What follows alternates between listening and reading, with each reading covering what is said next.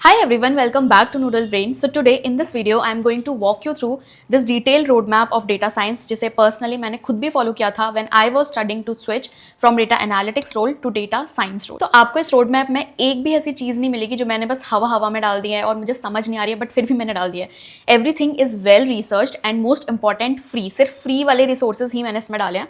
हर resource को मैंने खुद भी यूज किया है तो आपको ज्यादा टेंशन लेने की जरूरत नहीं है. आई नो एआई के आने के बाद से लोगों में आयरॉनिकली और भी ज्यादा कंफ्यूजन बढ़ गई है कि कहीं data analytics, data engineering, data science के जो रोल्स हैं वो एआई रिप्लेस तो नहीं कर देगा. So trust me, just be rest assured. According to world's economic forum, data science is one of the hottest and one of the fastest growing field in future. तो future में आपकी job को कुछ भी खतरा नहीं है. Okay, let's start the video. तो सबसे पहले let's understand who are data scientists and what they actually do. तो मैं बहुत ही ज़्यादा layman terms में पहले समझाती हूँ. So, a data scientist is basically someone who helps companies to make better decisions using data. For example, when Netflix recommends a movie, Swiggy predicts delivery time, or Amazon suggests products based upon your previous orders, that's usually a data scientist working behind the scenes. Their job is to find patterns in data and turn them into business decisions. अगर आप लोगों को data analyst के बारे में पता है तो ये definition सुन के definitely you must be thinking then what is the difference between a data analyst and a data scientist? So, a data analyst tells you what happened, but a data scientist tells you what is likely to happen next and what you should do about it. So, in technical language, a data scientist is a professional who extracts actionable insights from complex and unstructured data using combination of scientific methods like programming, stats, and domain expertise. Now, I have divided this roadmap into 7 phases and I will request all of you to go through this from start to end. Please ये मत करना कि phase 3 समझ नहीं आ रहा है तो पहले फेज़ 4 कर लेते हैं, फेज़ 5 कर लेते हैं, देन बाद में we will cover phase 3.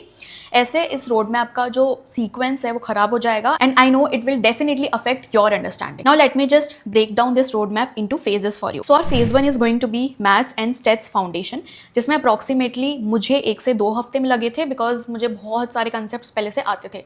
Now it totally depends upon you कि आपको इस फेज को कवर करने में कितना टाइम लगता है.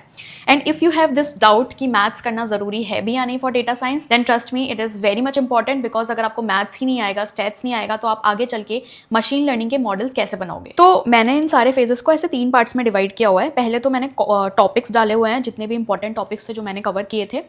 देन एक आप लोगों को प्रैक्टिकल प्रोजेक्ट आइडिया दिया हुआ है ताकि आप लोगों को वो टॉपिक्स ज़्यादा अच्छे से समझ में आ जाए. And then I have suggested some resources which I use myself. Now if you face some problem in understanding English तो मैंने यहाँ पे हिंदी का भी रिसोर्स दिया हुआ है. It totally depends on you कि आपको कौन सा रिसोर्स फॉलो करना है.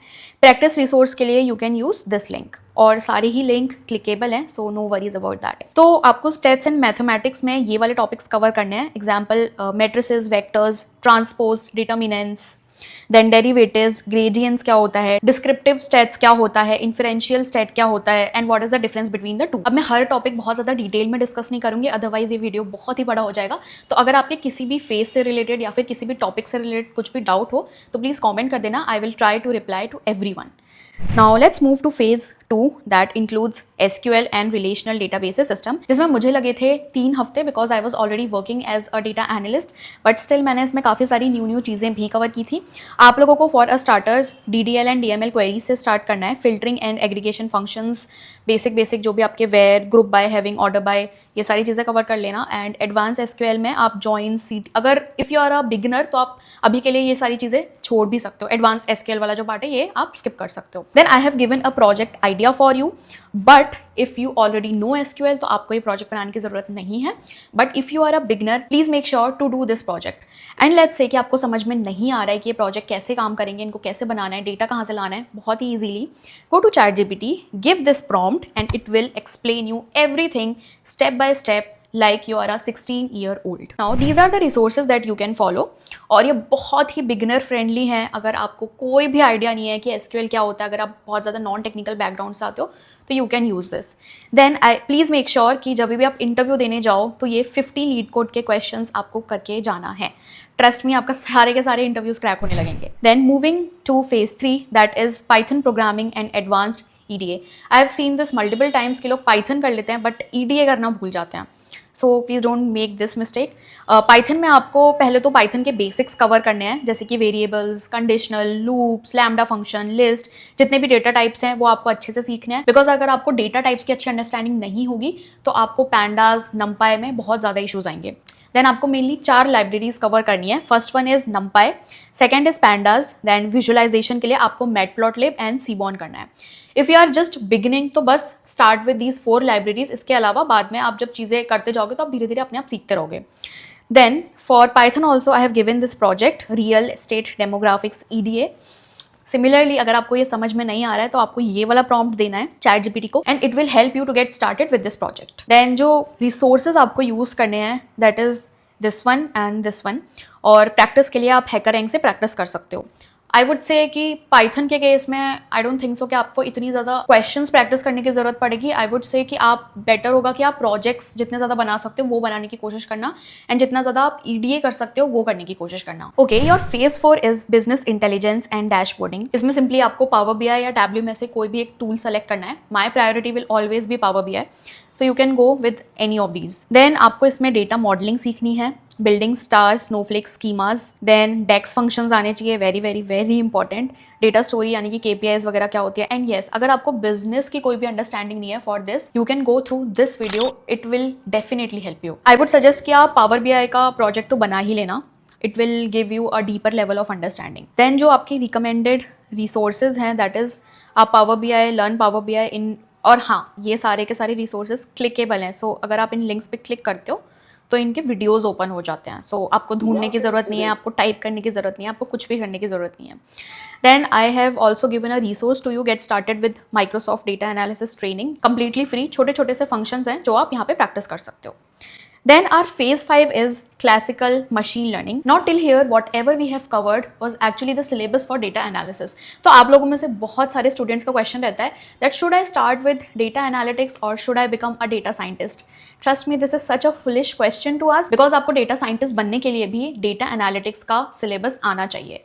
Now from phase 5 we actually go deeper into data science. So your phase 5 is going to be classical machine learning. अब मुझे ये कवर करने में 4 हफ्ते लगे थे. It totally depends on you कि आपको कितना टाइम लगता है. मुझे 4 हफ्ते इसीलिए लगे थे बिकॉज मुझे काफ़ी सारी चीज़ें पहले से आती थी, तो मैंने बस वो ब्रश अप किया and I was done with that. But ideally लोगों को 3 महीने भी लग जाते हैं. So it totally depends on you.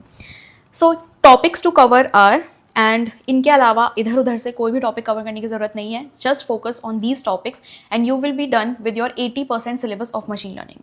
Supervise learning, unsupervise learning में कौन कौन से एल्गोरिथम्स होते हैं वो आपको बहुत ही अच्छे से आना चाहिए. I will suggest you to make notes in your own language, this will help you. Then आपको मैट्रिसेस पर फोकस करना है, रिकॉल, F1 स्कोर क्या होता है, ROC AUC कर्व क्या होती है, एक्सेट्रा. मशीन लर्निंग के तो मैंने सिर्फ यहाँ पे एक ही प्रोजेक्ट दिया है, but I will highly recommend to make at least 3 projects. It will help you to understand these algorithms at a very deeper level. मैंने तो ऐसे बहुत सारे लोगों को देखा है जो कि हर एल्गोरिथम का उन्होंने एक प्रोजेक्ट बनाया हुआ है. So it totally depends on you. Then these are the resources that you can use. इसमें से मेरा जो फेवरेट रिसोर्स है, this is the first one. ये कैंपस X की 100 days की मशीन लर्निंग की सीरीज बनाई है. It's amazing एंड बहुत ही अच्छे से आपको समझ में आ जाएगी. Then phase 6 is deep learning and modern generative AI. Topics to cover are neural networks, ANN. अब आपके जितने भी LLMs हैं वो सब डीप लर्निंग को यूज करके बने हैं. So you can cover ANNs, then forward and backward propagations, then vector DBs, RAG, Gen AI. ये सारी चीज़ें आप थोड़ा सा बाद में भी कवर कर सकते हो. अभी मैं ये बोलूँगी कि आप थोड़ा सा डीप लर्निंग के जो भी टॉपिक्स हैं उनको अच्छे से कवर करने की कोशिश करना. Then this is the project idea. ये भी आई विल से कि आप बना ही लेना, आपको बहुत अच्छे से चीज़ें समझ में आने लगेंगी. And recommended learning resources are these. ये वाला फर्स्ट वाला again it is my favourite resource. Then ये वाला एक लेक्चर है स्टैनफोर्ड का. अगर आपके पास टाइम रहे तो please go through this, it will help you a lot.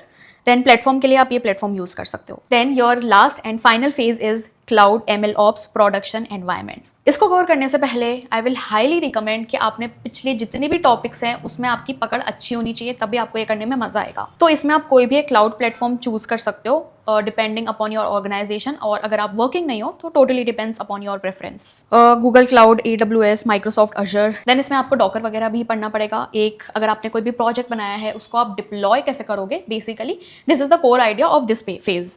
Then practical project idea भी मैंने यहाँ पे दिया हुआ है. तो I think you should do this, it's amazing project, मैंने खुद पर्सनली ये किया हुआ है, that is why I am suggesting you to. Then recommended resources में complete Docker for data science tutorial in one shot, सिर्फ एक वीडियो में आपको पूरा स्टार्ट टू एंड डॉकर की अंडरस्टैंडिंग हो जाएगी। और ML Ops का ये पूरा का पूरा कोर्स है बिगिनर्स के लिए, ये भी आप कर सकते हो, टोटली डिपेंड्स अपॉन यू। और प्रैक्टिस के लिए आप डेटा कैंप यूज कर सकते हो। सो या that was all about the phases, कि आपको मतलब ये सब कुछ सिलेबस के बारे में था कि आपको क्या क्या कवर करना है, क्या क्या कौन कौन से प्रोजेक्ट्स बनाने हैं। इसके बाद आपको इस रोड मैप में कुछ इंपॉर्टेंट क्वेश्चंस भी मिलेंगे, एंड मैंने इन क्वेश्चंस को ऐसे फ्रेम किया हुआ है कि हर क्वेश्चन आपका कोई ना कोई कंसेप्ट टच करता है। तो आप इनको या तो ChatGPT को दे सकते हो, क्लाउड को दे सकते हो, and ask them to frame a answer for you. I will request you to keep notes at least for these questions. And yes, one more important thing is, once you are done with 60 to 70% of your syllabus, please prepare your resume and start applying alongside. Please ये मत wait करना कि पहले हम पूरा का पूरा syllabus complete करेंगे उसके बाद वी विल स्टार्ट अप्लाइंग। वो कोई यूज़ का नहीं रहता, आपको कुछ समझ नहीं आता है, क्योंकि जब आप एक्चुअली में इंटरव्यूज देना शुरू करते हो तब आपको एक्चुअली में समझ में आता है कि आपकी लर्निंग में गैप्स कहाँ पर है। So do this for sure. तो एज आई वाज सेइंग कि आप लोगों को रोड मैप के रैबिट होल में फंसने की ज़रूरत नहीं है। आपको ये नहीं करना है कि आपने ये वाला रोड मैप देख लिया, देन कल को किसी और क्रिएटर ने कोई रोड मैप डाल दिया है तो आप फिर वो वाला रोड मैप देख रहे हो। ऐसे आपका कोई भी फायदा नहीं होगा, क्योंकि आज के टाइम में आई वुड से कि रिसोर्सेज बहुत सारे हैं, तो हम किसी एक रिसोर्स को तो फॉलो करते नहीं है, बल्कि हम सबको थोड़ा थोड़ा करने की कोशिश करते हैं, जिसकी वजह से हमारा सिलेबस कभी भी कंप्लीट नहीं हो पाता है। सो अगर आपको ये रोड मैप हेल्पफुल लगे तो आप इसे फॉलो करना, बट इफ़ यू फील कि आपके लिए हेल्पफुल नहीं है तो don't shy away to skip this. Anyway, if you have watched the video till here, thank you so much for watching and happy learning.